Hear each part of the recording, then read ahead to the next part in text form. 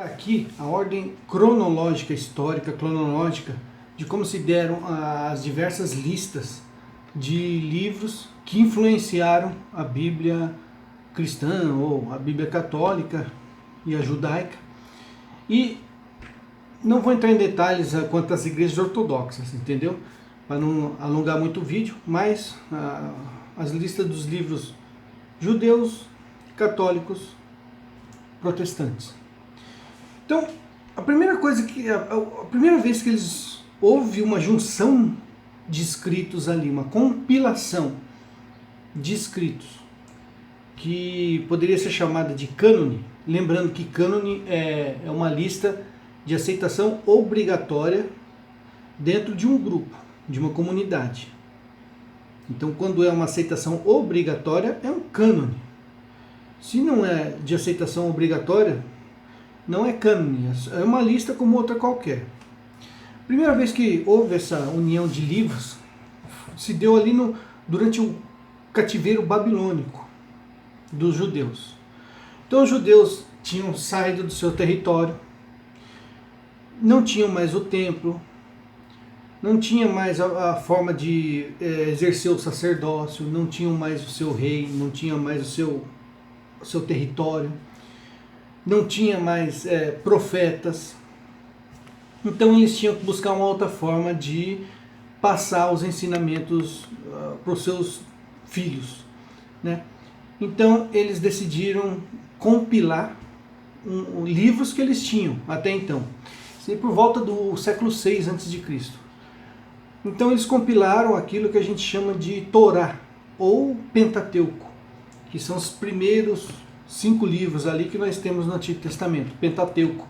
Então o Pentateuco, somente os primeiros 5 livros, Pentateuco, foi o primeiro assim chamado cânone que existiu. Logo depois, ali entre o século III e o século II a.C., o rei Ptolomeu do Egito pediu que o administrador da Biblioteca de Alexandria reunisse os escritos tidos como os escritos lidos ali pelos judeus. Então ele buscou os escritos que os judeus de Alexandria liam, os escritos que os judeus de Jerusalém liam, juntou tudo e fez uma compilação chamada Tradução dos 70 ou Septuaginta. Não era um cânone, sequer era uma compilação assim de cunho religioso, era apenas uma união de livros lidos pelos judeus para ficar na Biblioteca de Alexandria. Septuaginta. Eu não vou entrar em detalhes também, cada livro que cada lista tem, está aí na internet para quem quiser ver, só vou dar os nomes aqui, vocês procuram. Então houve a Torá, século VI, Septuaginta, século III a.C. Na época de Cristo, o que os cristãos ali, os discípulos de Cristo, de Jesus Cristo, o que Jesus Cristo utilizava? Eles utilizavam diversos livros. A Septuaginta, a Torá, livros que não estão nem na Septuaginta e nem na Torá. E os judeus da mesma forma. Os judeus estavam divididos, então havia judeus que seguiam a Torá, havia judeus que seguiam a Torá e outros livros do Antigo Testamento, havia judeus ali que seguiam a Torá, outros livros ali da Antiga Aliança e mais alguns livros ali feitos por judeus já cristianizados, né, essênios. Então, não havia ainda um cânone definido ali, apenas a Torá. Então, o que Jesus Cristo e seus discípulos utilizavam? Vários livros. É errado dizer que o cânone de Jesus Cristo e dos apóstolos era a Septuaginta, porque eles usavam a Septuaginta sim, toda a Septuaginta, mas utilizavam outros livros, utilizavam o livro de Enoque, a Assunção de Moisés e outros livros ali, né? Livros ali que ele tiravam informações, como por exemplo, que a gente vê nos evangelhos, né? como foi dito pelos profetas, que ele será chamado Nazareno, que você não acha em lugar nenhum no Antigo Testamento. É uma fonte extra-bíblica, né? Então é isso. Então, a Torá era o único consenso, né, vamos dizer assim, entre todos. Todos os judeus, todos os cristãos, apenas a Torá. Quanto aos apóstolos ali, depois da morte de Jesus Cristo, os apóstolos escreveram cartas e livros, né? Só que também não eram consideradas canônicas, né? Nós temos ali cartas ali escritas por Paulo que não entraram no Evangelho. Nós sabemos de pelo menos 3. Uma carta anterior, a primeira carta de Coríntios, a carta aos Alexandria e a carta aos Laodicenses. Pelo menos 3 que não entraram. Nós temos ali as cartas de Clemente, que foram escritas no século I, né? Contemporâneas ali quase ao livro de Apocalipse. Provavelmente o proto-evangelho de Tiago também foi escrito no século I. Não eram considerados canônicos, né, de aceitação obrigatória. Final do século I, quando os judeus foram novamente expulsos do seu território, foram para o exílio, foram exilados numa cidade chamada Jâmnia, eles se reuniram e começaram a compilar um novo cânone dos judeus. Aí sim surgiu aquilo que é conhecido como Tanakh. Tanakh, que é a Torá, Nevim, Ketuvim, que é o cânone dos judeus. Então, final do século I, ali virada para o século II. Começou ali por volta do ano 100, aí foi tendo discussões, foi encerrar muitos anos depois, fechando o cânone judaico. E o cânone católico foi determinado no final do século IV. Então, durante o século IV, houve o primeiro sínodo de Roma, sob a presidência do Papa Dámaso.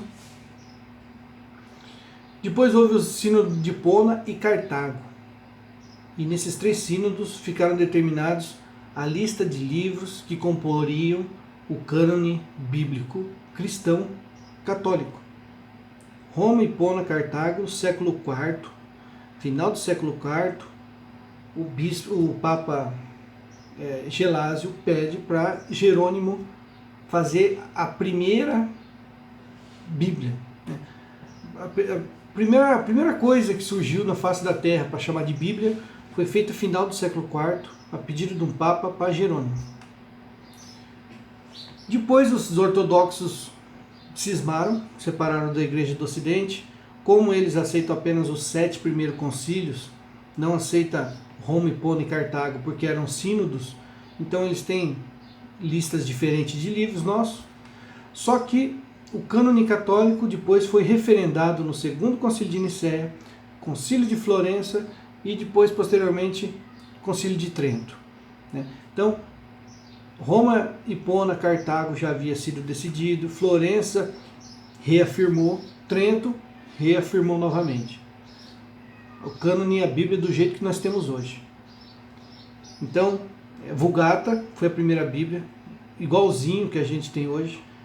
A Bíblia de Gutenberg, igualzinho que a gente tem hoje. Bíblia de Wycliffe, do mesmo jeito que a gente tem hoje, até chegar à Revolta Protestante. Na Revolta Protestante, Lutero, né, por conveniência, decidiu alterar o cânone da Bíblia.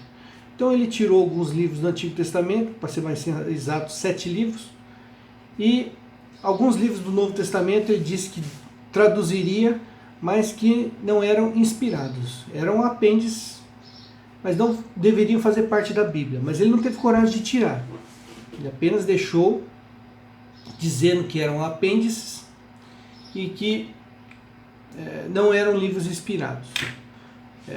Apocalipse, Tiago e Hebreus.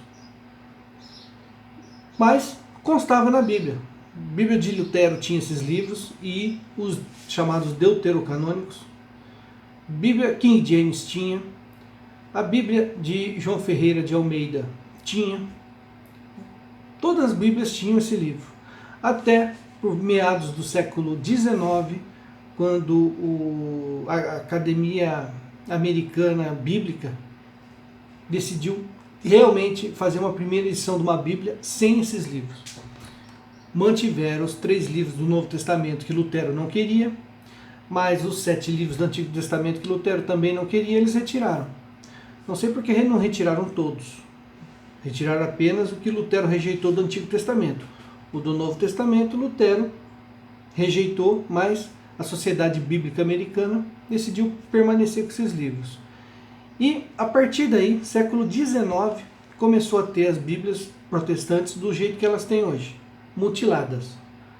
Então é isso. Exílio babilônico, Torá,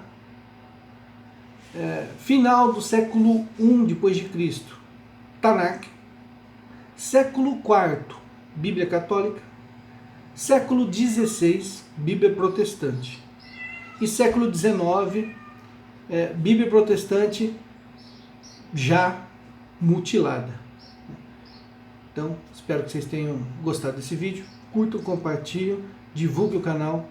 Fiquem todos com Deus. Paz e bem, até a próxima. Amém.